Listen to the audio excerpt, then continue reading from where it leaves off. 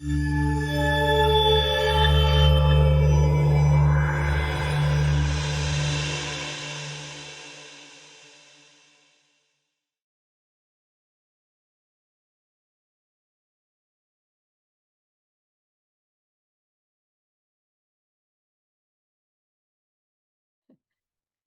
are. Okay. Good morning, everyone. I am so excited to introduce today's guest. We have an absolutely amazing, extraordinary guest this morning who doesn't really need much of an introduction, but we just follow the procedure. And I actually give the stage to you, Joe, and you can introduce yourself. What's your name, what's your credentials, and what you do and what you don't. So one and only Joseph Keaney, Dr. Joseph Keaney. Thank you Stage for is yours. Good morning. thank you for inviting me, Veronika. It's a pleasure. You're very welcome, and thank you for coming and trying to spread the word about the beautiful, fantastic healing properties of hypnotherapy. Yeah, that's what I've been doing for about almost 40 years now. So you're a hypnoanalyst. Yes, I use hypnosis for over 40 years. I've probably hypnotized hundreds of thousands of people in the clinic here and also in trainings both in Ireland and around the world. In schools in Australia, Sweden, Germany. So that's what I do every day, is use the power of the subconscious mind to transform people. Yeah, and if I may, Joe, I would like to read out a wee paragraph from the book, if I can show, The Art of Hypnotherapy by Roe Hunter. All right. One of the most credible courses in the entire world may well be one taught by Joseph Keaney, PhD, Yes. through the ICHP in Ireland. His course is extensive with several 100 hours of training. So you're even in the book. Oh, Mr. Hunter, yes. I actually see you as one of the revolutionaries regarding hypnotherapy in Ireland. Right. Yeah. There has been others, I'm sure. Jack Gibson stands out. Dr. Jack Gibson from Kinsale or from Kildare, who has over 5,000 documented surgeries using hypnosis. Oh, wow. Documented. And he's probably one of the greatest legends that we have from Ireland using hypnosis. So Roy Hunter is a very interesting man. He was trained by Charles Tebbit and trained by Gil Boyne in America.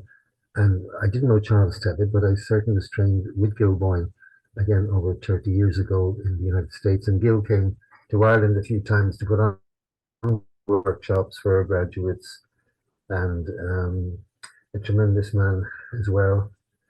Very focused on cause and effects, getting to the root cause of problems and transforming people's lives in that way. And ICHP, which is the Institute of Clinical Hypnotherapy and Psychotherapy, which the school goes under, is heavily invested in cause and effect. Because if you go to counseling or psychotherapy, and there are over 400 different types of psychotherapy, they're all good and all get results to a point. But to really transform the people, to get at the root cause of traumas and eliminate the traumas, one needs to use the trance state. You need to go into the subconscious mind, the seat of our emotions, where everything is stored away in there. And that's so important to be able to do and have the tool to do it.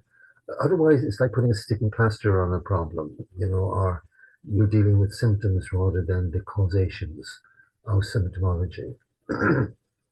Yeah, For example, if you could talk a little bit, explain to people about repression, about what happens when you repress the emotions, and how they can affect one's life, even physical health. Yeah, when one is talking about the subconscious mind, one needs to have just a little understanding of it. Although we are all experts dealing with the subconscious mind, we consider we sleep on average 8 hours every night, and therefore we go into subconscious land. And in our dreams, for example, I had a client yesterday, and I just asked him the question. He's coming because of insomnia, actually. He's difficulty sleeping. And when he's difficulty sleeping, um, that he had a stroke, I think, maybe 20, 30 years ago. And he woke up out of his sleep with a stroke. And ever since then, he feels his stroke is somehow causing his sleep difficulty. Because there's a part of him with fear, has a fear of letting go. Because if he lets go, he might get a stroke and die or damage himself. That's his thinking at a subconscious level. So we had to go in there and clear all of that out. But he had a dream, a recurring dream as well. And the recurring dream was that he's leaving CERT, but he hadn't studied the German or something like this. And I think that's one of the most common dreams that we have, that people get anxious about going to school and not having the leaving certs done. And they could be in their 70s or 80s and they're still having these dreams. And I just asked him, what does he feel that dream means to him? Because I've heard it thousands of times before. This recurring dream is a standard question I'd ask clients. And I think what he said was that I'm not prepared for life. Although this guy now is almost 50, he feels he's unprepared for life. So one of the proofs that we have a subconscious mind is that we're dreaming, and we're there for sort of 8 hours a night. So all you have to do is open the door through hypnosis into the subconscious, and people take to like ducks to water because they are familiar with it. It's hard to imagine 95% of your life is unconscious, and so it's like a computer that's working away beneath the surface continuously, and we make 10,000 decisions every day, and most of those decisions are made unconsciously, and and if they're the bad decisions or wrong decisions, we need to go in and correct them. So the subconscious mind also is always aware of everything that's going on around us continuously, and it is a habit-based mind, and the subconscious mind doesn't know right from wrong. It takes everything literally, so to speak. It's a present mind. We're in the present in the subconscious mind, and it works a bit like a computer as well. And but Sorry, also it's a Joe, primary. yeah, sorry for interruption. It just, I think it's appropriate to talk a little bit about trauma, past trauma. When you're talking about habits, habitual behavior, and when the trauma happens, especially in the childhood or teens, you kind of start adapting and to survive, so to say. So is that's where all those habits kind of start, and well, they become habits, Yeah, and also it's a primeval mind, and it's a multitasker. It does lots of different things at the same time. The subconscious mind, except every organ, every sinew, every fiber of you being 24 hours a day. It never goes on holidays. It never goes to sleep. Your subconscious mind is so powerful that it gives you a body every 9 months. There's not much cell in your body more than 9 months old.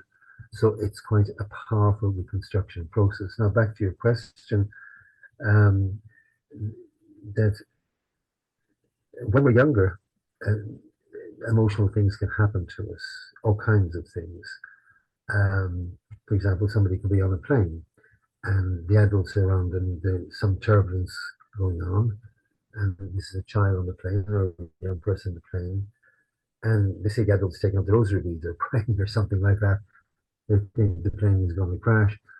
And that emotion is, the child takes that in and becomes a part of them. And therefore, from then onwards, the idea of flying is not too pleasant, when we're younger, if we touch something that's hot, we get a burn.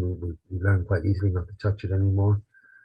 Um, so if emotional incidents happen to us when we're younger, if we're abused mentally, physically, emotionally, socially, sexually, that these things tend to stick with us.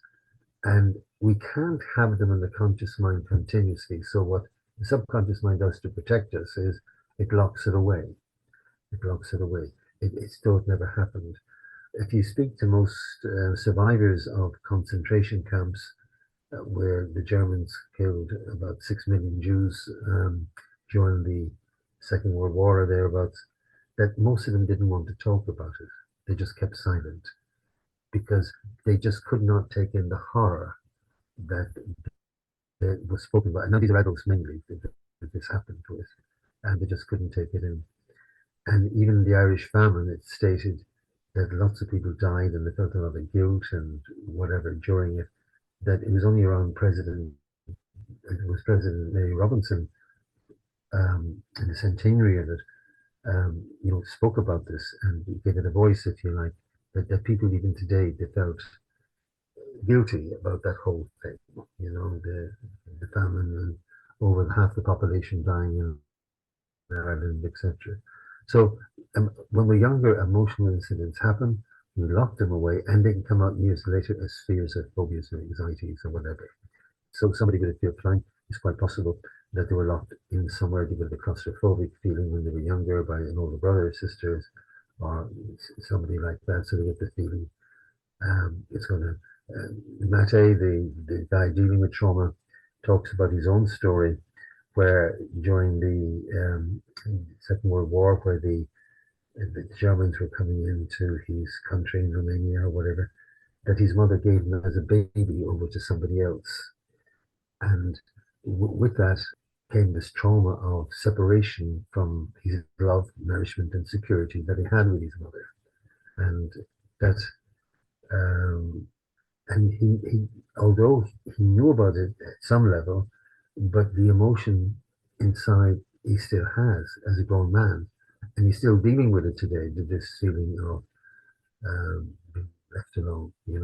It was Freud who copped onto this, and Brewer in their experimentations in the 1850s that put their finger on these things. That and sometimes in class I show a movie called Psychopaths. I know, did you see that or not? But in every case with the I did psychopaths, see it, yeah. It was horrible, incredible. Hmm. horrible things that happened to all Yeah. of them when they were younger. Things we just can't talk about on the air here. And in each case, these things were locked away for a while, but after a while they came out, and to get rid of that anger, they need to kill somebody to get it out. Mm. Yeah, and people often don't realize, they don't understand like where, like say if there's a lot of anger inside, and then it comes out as behavior, smashing things and or abusing physically family members or friends or whatever. I had a client as well who found it difficult to deal with the anger, and any situation he got in, he got angry. He just couldn't deal with the issue, positively. And when we did the session, it went back to the childhood, you know, when he was getting angry in order to get what he wanted. I teach my clients that, there are more positive ways of getting what you want without getting angry. And I teach them I give them the tools how to get rid of that anger. Oh, sure. And dreams is one of my favorite topics because I have very vivid dreams since my childhood, nearly like premonitions. So maybe if you could tell people more about the meaning of dreams and what it is. You've got lots of dream gurus out there, and books written on dreams, etc. But my simple philosophy is that it's the subconscious mind producing the dream. Therefore, it's only the subconscious mind can give you the meaning of it.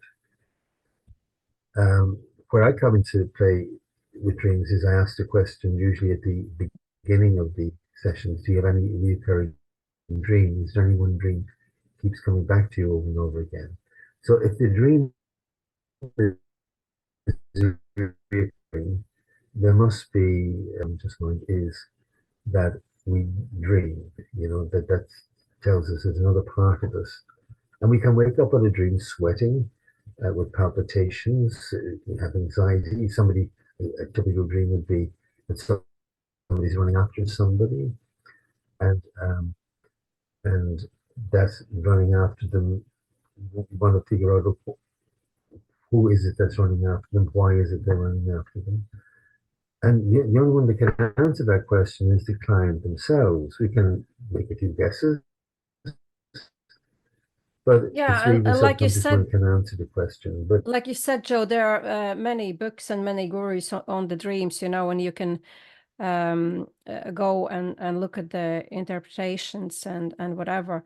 But it's really it's very individual though, and in hypnotherapy we can relate, where the client can relate to that dream himself or herself. yeah, um, so Because in those interpretations, online or in the books, it's more kind of generalized. yes, now dreams, in my view, are produced by the subconscious mind. Therefore, it's only the subconscious mind can give you the correct reason or description for it. But the first thing you need to realize is dreams need to be in context. They need to be in a specific context. For example, the client I mentioned a moment ago, who's having the dream of not having his German done or whatever, the leaving certificate. His context, I think, is he's in a new position now, and more is demanded of him, and he's got to give talks in public and pick after more people and answer to more people, and he feels a bit unready for that, unprepared for that. So, um, um, so it's in that context. So you can find out what's happening in the client's life at that moment, and you can figure out the dream that way. Also, using a bit of Gestalt therapy, as they call it in therapy, can help you in hypnosis become the person that's running after you, talk to the person that you're following or whatever, and get the person who's the victim here, the person running away, to talk back to the person, the forces that are behind them. I remember mother bringing her child to me for therapy, and I think the problem was that she's having nightmares about um, bears or something like that eating her up, and we got the girl then to into hypnosis and to look at the bears, and eventually to make them look like teddy bears, and for her to talk to the teddy bear, and the teddy bear to talk back to her. Initially, the teddy bear says, "I want to eat you up," and she says, "Why don't you eat me up?" etc. And she talked back to it, and whatever problems were in her mind at the time, she was able to voice those.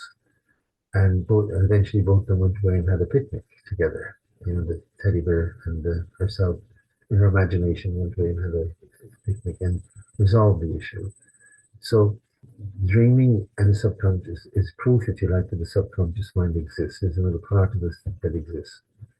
And so we need to, the way to access that again is through hypnosis, which is an altered state of awareness, a natural manifestation of the mind at work. In fact, when we are going to sleep, we're going down into those levels of light, medium, deep, somnambulistic. They're the levels of hypnosis that you go down into, and you can bring them down. You can train the client to go down into those levels. And of course, hypnosis can treat all kinds of problems, all kinds of maladies created by the mind, and simple problems of smoking or drinking or nail biting, some skin disorders, allergies, nervous tension, anxiety, phobias, fears and compulsions, nightmares, insomnia, sexual problems, fetishes, neuritis, shyness or blushing, nervousness, decision making, public speaking, confidence, migraines, addiction, substance abuse, asthma, blood pressure, claustrophobia, eating disorders, emotional problems, ill feelings, headaches, inhibitions. IBS is another one, irritable bowel syndrome, menstrual tension, pain control, panic attacks, shame, stress, suffering, tinnitus, ringing in the ear, travel, flight phobias, twitching ulcers, concentration, creativity, exam nerves, goal settings, memory, motivation, relaxation, self-esteem, study, sports motivation, fears of childbirth, inferiority, sales improvement, dental anxiety, procrastination, health improvement, all kinds of problems Yeah. that people can have and emotional and deal with them quite easily with hypnosis. Yeah. Joe, can we talk a little bit about the IBS? You mentioned IBS. James White mentioned it as well, and he said that hypnotherapy is one of the best treatments for IBS. And we actually talked with somebody about it, and the lady said that, well, but the IBS is not always like psychosomatic symptom. You know, it could be just physical, because whenever she stops eating certain foods, it disappears. I said, yes, it's not always psychosomatic, you know, it could be physical, just physical. But yet, like, hypnotherapy helps with all kinds of physical disorders. Like, you know, relaxation itself is very healing, and I see relaxation as a first step to healing. So can you talk about that a little bit, you know, about what hypnotherapy does for physical symptoms, even though if they are not psychosomatic, if they don't come from the mental source? I found it hard to believe, even as a young hypnotherapist, that that hypnosis could cure cancers in the guts, especially, that it could cure cancer per se, not all cancers, but some cancers, that it can bring about these changes within them. And then I came across the idea that emotional induced symptoms tend to cause organic symptoms. Emotionally induced symptoms tend to cause organic symptoms. Now, anxiety is the curse of the age, really. And when we feel anxiety, we feel it in the gut. Now, the gut is a very, very important place. Why? Because the gut produces 90% of serotonin, that feel good feeling, if you like, that those dolphins run around in the bloodstream, happy feelings, good feelings. And that's what they try to drug you with as well when you are depressed. Is some I call sort the of gut like a serotonin. second brain. It's yes, we have three brains. In fact, we got our own brain up here in the top of the head, of course, and then we have the heart brain and the gut brain. Now, when we say a gut brain, if I was a surgeon and I could go into the gut and cut it open and take out a bit of gut, around the gut, attached to the gut, are neurons, the same neurons that you have in the brain. So when we get anxiety or anxious, we don't feel it in the brain first generally. We feel it in the gut brain, as you call it. And that if you're having that continuously, getting this anxious reaction in your gut, then you're going to get some irritable bowel syndrome, IBS syndrome. And apparently, 1 in 5 people have IBS. They have it so bad that they just can't go to work. Half of them just can't go to work because it's so bad.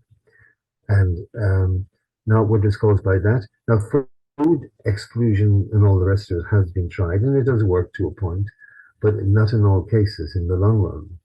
The most successful way of treating it is through hypnosis, and this has been well researched by Dr. Peter Warwell of Manchester Hospital, and he says, he documented that he has a 75% success rate.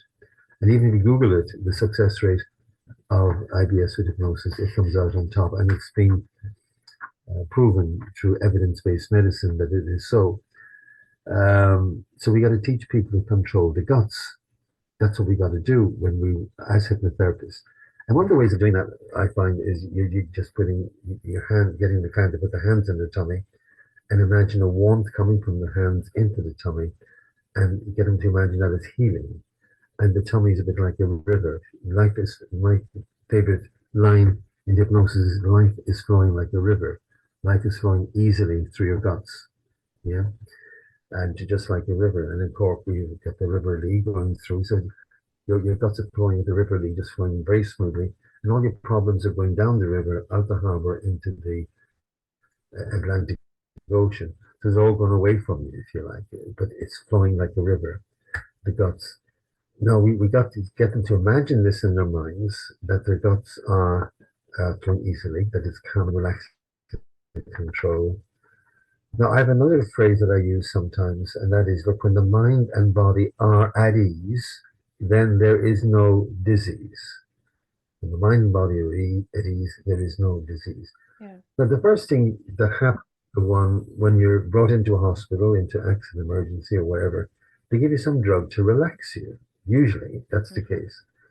And in hypnosis, it hasn't changed much in 7,000 years, because 5,000 years before Christ, you had these sleep temples where people went into, they lay down, all through the Middle East before hospitals had ever thought about.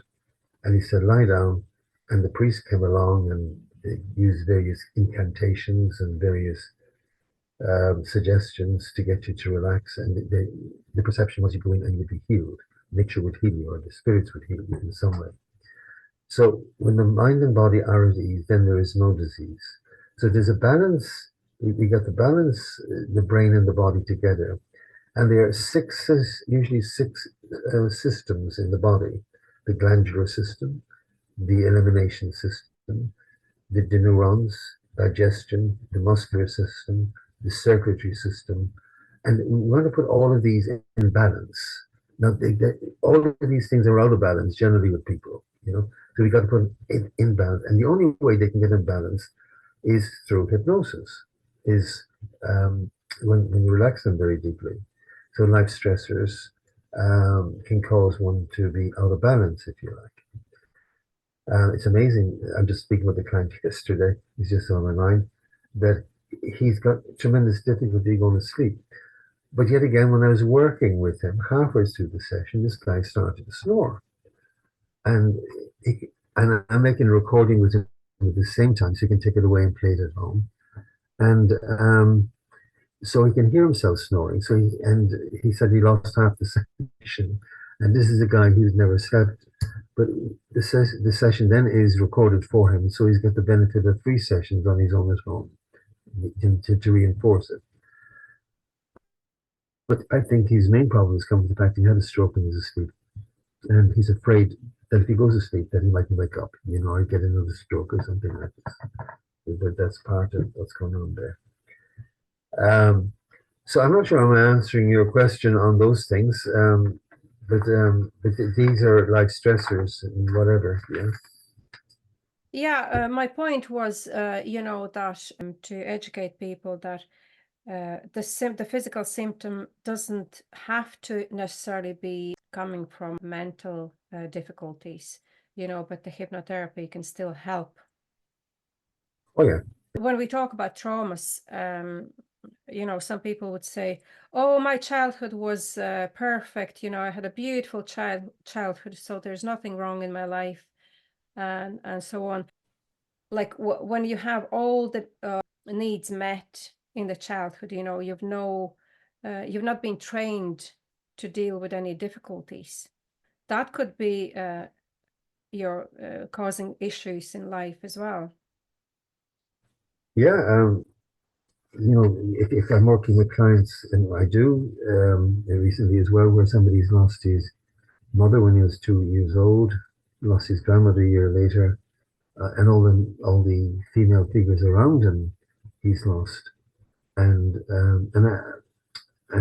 he's having difficulties forming relationships with women. Do you follow? And he can't keep them for more than 3 or 4 months. And now he's going into his 40s. Um, so I sort of said to him, he doesn't think it's something to do with his mother passing away and having no female figures in his life growing up, but I think it does a big thing to do with it. Someone's got to go back there and look at these issues, do you follow, with the client and get them to work on them and face them. Sometimes clients don't want to face these things, but and then people can distract themselves so much with doing whatever they're doing that they feel they're fine, they don't have a problem, but yet again, maybe to other people, they certainly do have a problem. So, but it's all cause and effects. So I asked him the question, how do you think that has strengthened you? Losing your mother and all the rest of it. And he said, well, I just have to look out for myself. I just have to be a self-starter. I just have to love myself more, or, lean more towards my dad and so forth, yeah. And just cherish the moments when some woman showed me some love and concern. And if you go into any pub or bar in Ireland during the week, you'll see a lot of people in there avoiding their problems, and avoiding life and avoiding the situations they're in or the choices they made. And can we talk a little bit about so-called dissociation? People may refer it as lying to oneself. One may create a false sense of security or comfort. It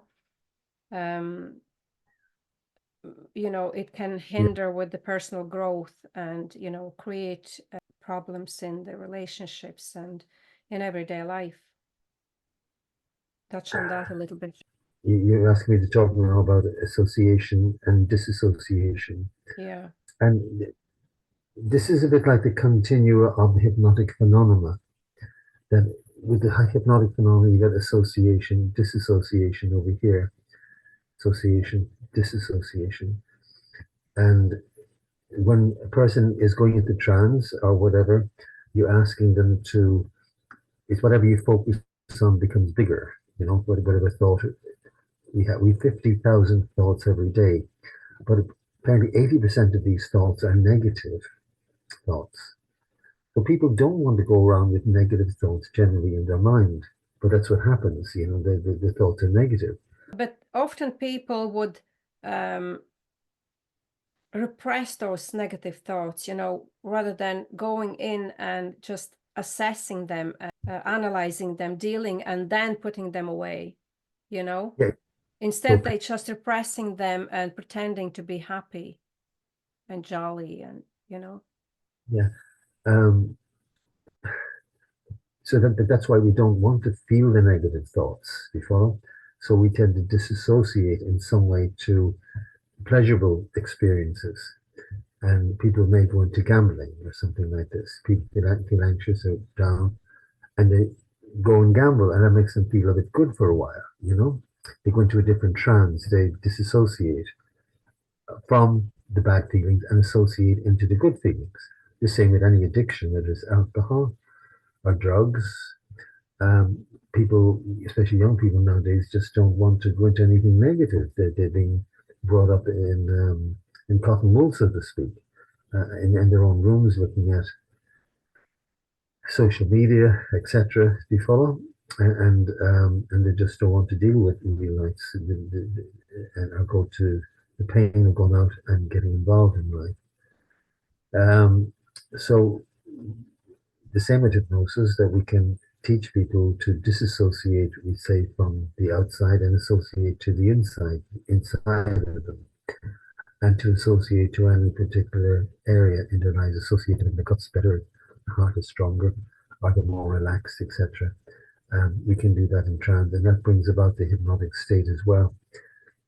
But people also in life, they have this whole idea of association and disassociation. I know this guy that came to paint this place. He was a Turkish national, and he had this gambling problem. And he said, "Joe, please help me with this problem with gambling." And I said to him, "Look, there's a language problem, number one. You know, your English isn't great. My Turkish, I have none.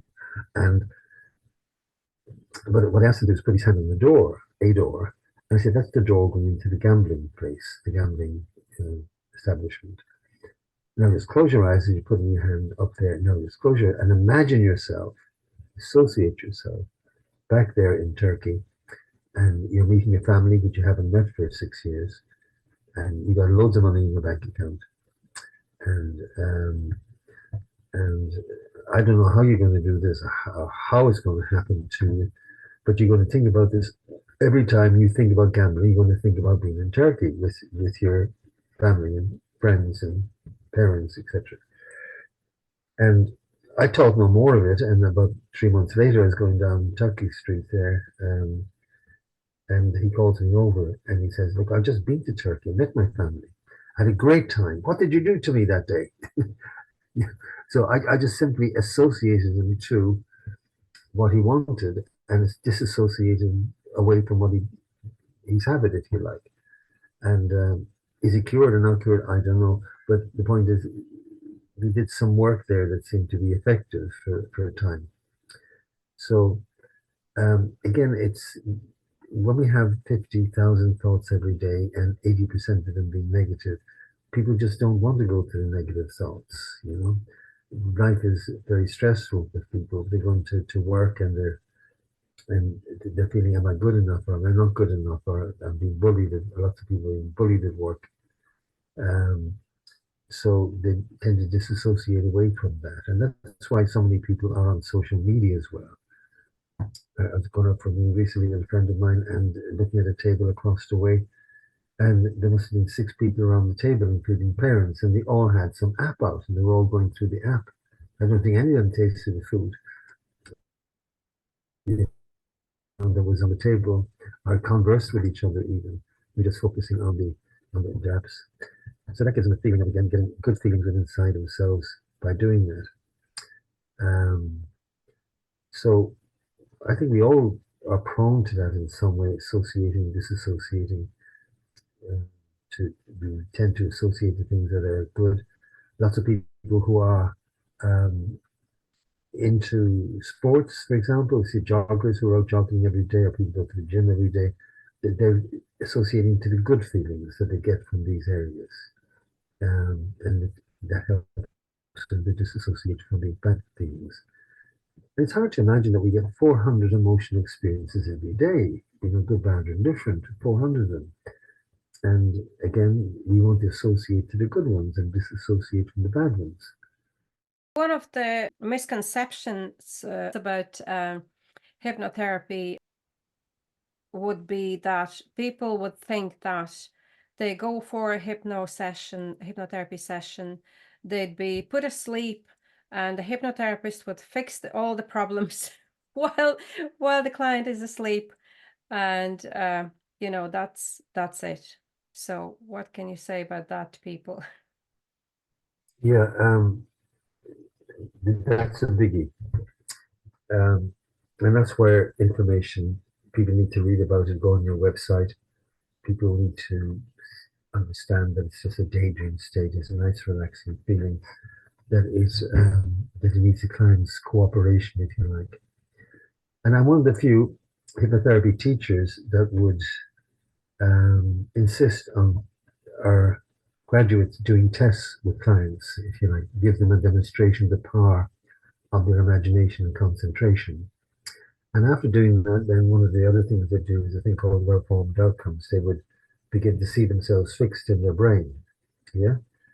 But they realize that when they're going through the fixing process in the brain, meaning they're seeing themselves the way they want to be,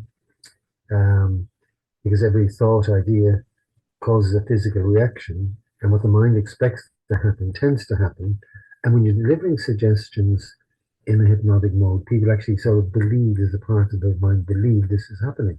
Like in a dream, when you're having a dream and you see people have experiences in the dream, it feels as though it's happening at that moment. So when you go through the tests with people, people realize by the end of that, and the tests usually are just a demonstration of the power of imagination, as you probably know from the classroom, that you imagine your hands stuck together, fingers stuck together, and the book in your hand, and eyes stuck together, that kind of thing.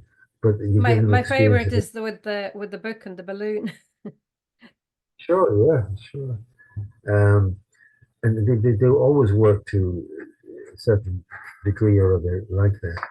So um, hopefully after session one with you, or the introductory session, they will realize that it needs their participation, their cooperation. But you're quite right. A lot of people come to me and they think just one session and I cure them. It doesn't work that way. And I started the work initially doing nothing else but hypnoanalysis. I did very little solution focused work in the beginning, like cognitive behavioral work, like we do nowadays in the beginning. That it's all hypnoanalysis, and I got tremendous results using that, and that and nothing else. Just Tell getting back people into about the. your red car. I like I that. should have brought it up. I should have brought it up. um, if you like, we could cut for a minute, and I can go down and get it and bring it up. What do you think? Yes. Yeah. Why Mm. not? So what can I say? The I normally do an introductory talk with clients, yeah, and I would say to them sometimes that I don't know where to put this. You can see that there, yeah. You can see the Yeah, car. it's the red Okay. car. And I would say to the client, I'll put it this way. I'm not sure what way to Mm. put it. I say to the client, look, you've been trying to fix your problem with the bonnet down, so to speak. Mm-hmm. And I tried to explain the conscious and subconscious mind to them. And I said, let's pretend you got a problem with your engine. What's the first thing you need to do when you go to a garage to fix that? And hopefully they might say, we got to open the engine. And I said, that's quite right. So let's try and open the engine of the car. So the engine of the car should be here in the front. So Mm-hmm. we'd give it to the client, he'd open the engine. And I said, that's right. Now, so that when the bonnet is open, the mechanic can put in stuff and he can take out stuff. Yeah. If his hand dirty, go in and clean it out and see what's wrong and fix it. I said, that's all hypnosis is. It's just opening the bonnet of the car. That's all we're doing. And we can put in suggestions and take out the root causes of problems. The cause and effect. Everybody else is trying to fix your problem by giving it electric shock treatment, talking to the car, before putting medication into the fuel system of the car. It all might help, but it's not going to cure the problem in any way, shape, or form. So what one's got to do is open the bonnet of the car, and because that's where the problem is, and that's all hypnosis is just opening the bonnet. And when we're doing that, we can use suggestion therapy, where we talk to the subconscious mind and we tell the subconscious mind, you're now smoke free, you are now 10 stone in weight, you're taking a great deal of pride and a great deal of pleasure in achieving the goals that you've chosen for yourself, etc. And more importantly, we go back in time. I want to go back in time and find the root cause of the problem. Just tell me where you are, what you're doing, what's happening. And the subconscious mind, everything that's happened to you in life is all stored in the subconscious mind. So the subconscious can do that. And once it releases the memories and the emotions dealing with that problem, then comes a change or a cure. Generally, we don't use the word cure, but it can change it for you, the root cause of the problem. Does that help now a little bit? Yeah, I want all these conversations to be very down to earth and very simple, without using any technical language, because there's a lot of that out there already. But I want more people to understand it, that any layperson can understand it, Yeah, and that's what I'm trying to picture that people so that they know they can understand it. So what I've got here now is a ruler, yeah? And I got a little guy in the top, and I'm saying that's the conscious mind up here, okay? Now, the conscious mind it's a bit like an iceberg, yeah? With an iceberg, you've only got 10% of it over water. Really, there's only, with the mind, there's only 1% over water, but we just say 10%. So there's 10% conscious. So that means everything else is unconscious. Like, as I said to you before, you got 50,000 thoughts every day. Most of them are negative. But that's the conscious mind coming into play. But some of them are coming up from the subconscious. We make 10,000 decisions every day. But most of them are unconscious, again, coming up from the subconscious mind, what we learned previously. Now, in hypnosis, what we want to do is think of the iceberg as well, that we want to speak to the part that's underneath here, the unconscious mind, the subconscious mind. So what we do is get the conscious mind to look at something, or to be in trance, or disassociated from the here and now, and associated with their subconscious mind, the deeper mind, the dream mind. And while we're talking to the conscious mind, what we're trying to do is invert it, bring up the subconscious mind like so, so we can now talk to the deeper mind. Like the client I mentioned to you yesterday, he's coming for a sleep problem. Halfway through the session, he's snoring. He's still aware, but he's snoring. And he'll have that on the tape to help him to. My understanding is, that we operate consciously only 5% and about 95% unconsciously, like on everyday life. That's why I see that we need to clear our subconscious mind and get our subconscious mind in order to live a successful and prosperous life. Absolutely. Yeah. Yeah. And Joe, the first step for someone who's leaning towards a healthier life, healthier future, the first step could be quite uneasy. Yeah. So what would be your advice to people, how to put that step forward towards healing? Yeah, I think there comes a point in everyone's life. Yeah, where, like to reach out that hand, to look for help if they struggle, and because it may not come that easily, for many people.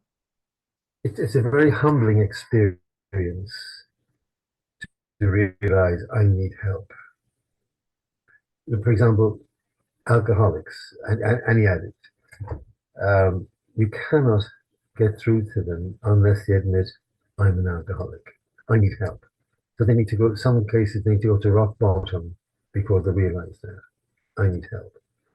And you'll find some people will do it in different ways.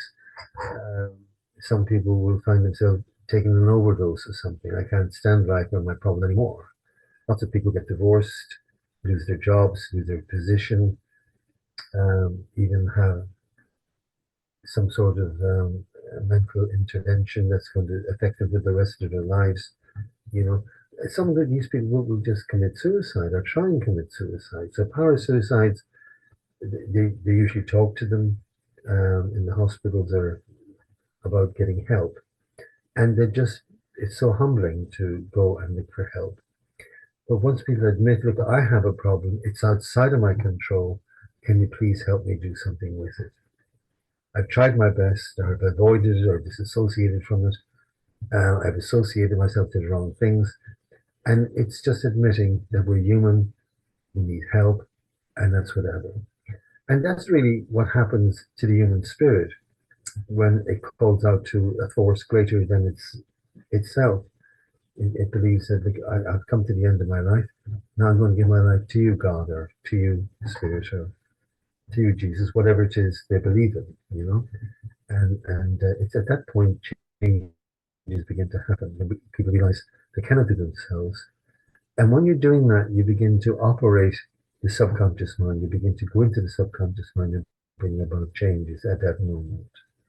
It happens. I think admitting that you need help is actually the hardest bit.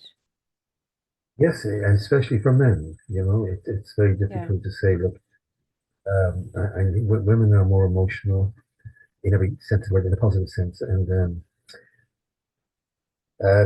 they can talk to each other about various things and they'll understand that. But men just keep things bottled up. They don't talk about Mm. issues like that generally.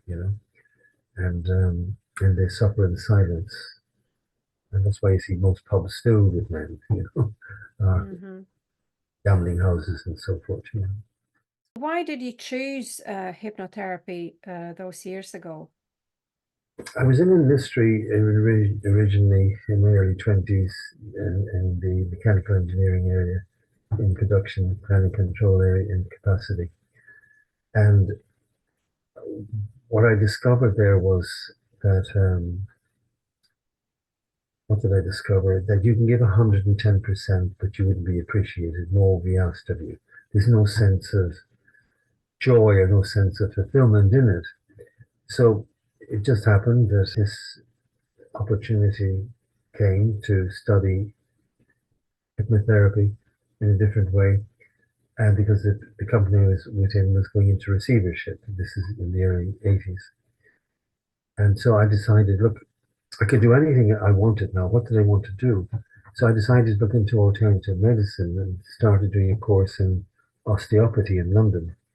That's And quite a jump from being a mechanic. yeah, tremendously.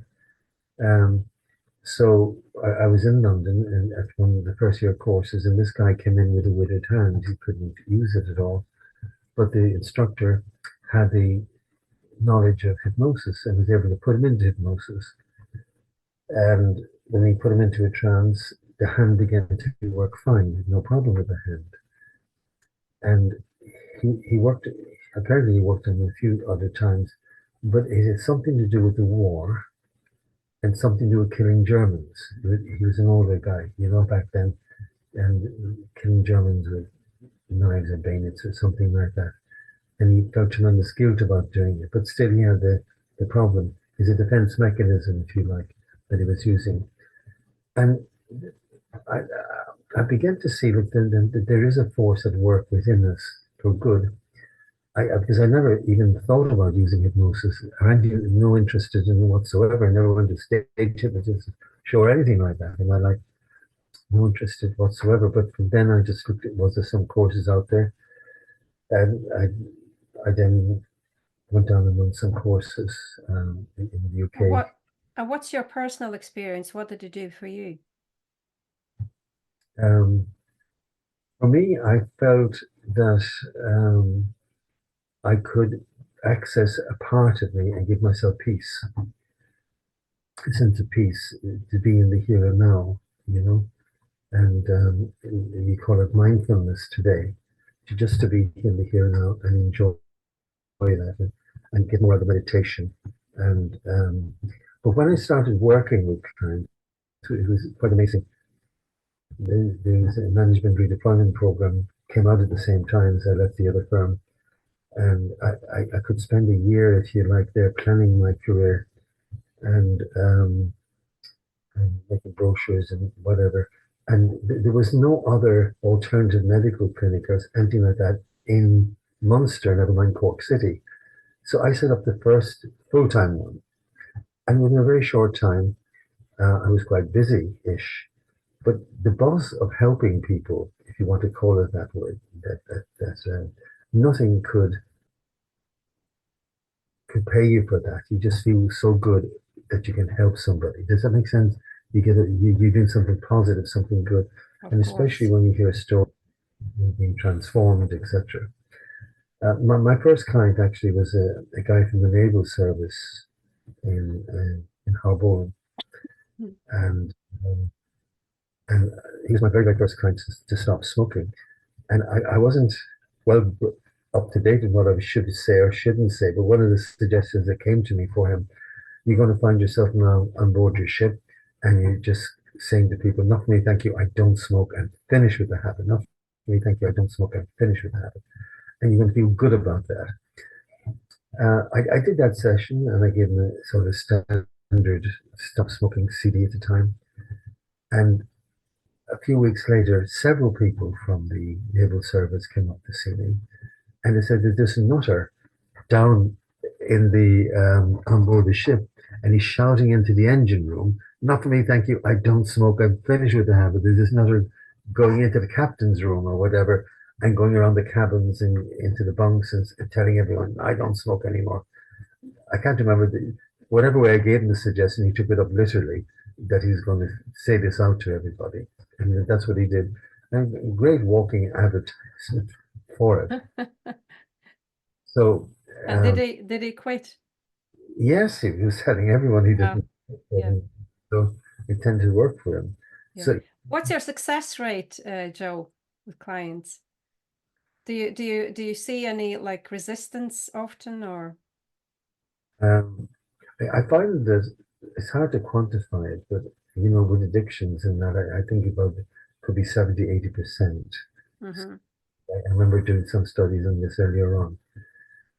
Regarding emotional problems, I think I help everyone, but I may not get there exactly. For example, if you look at it as a continuum, from um, 0 to 100, 100 is when it's totally fixed.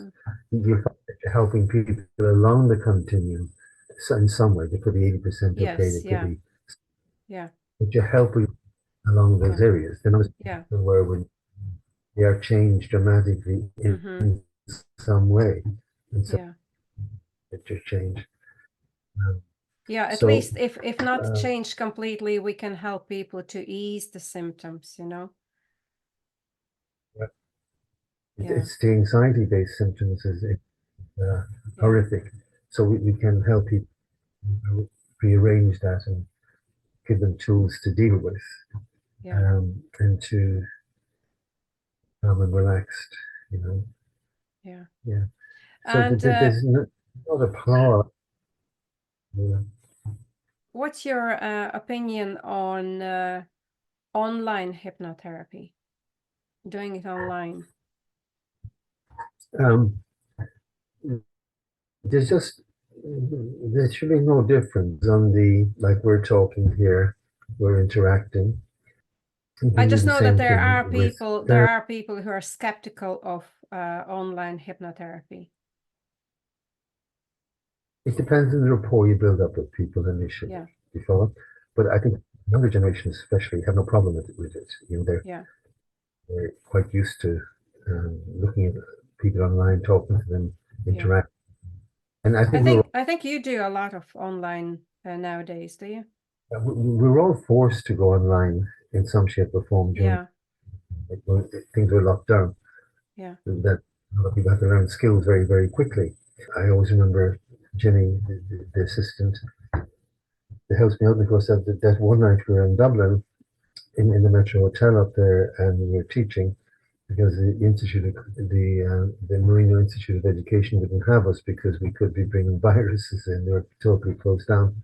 But on that night, the government decided to close everything down at 12 o'clock. So that meant we got a class the following day.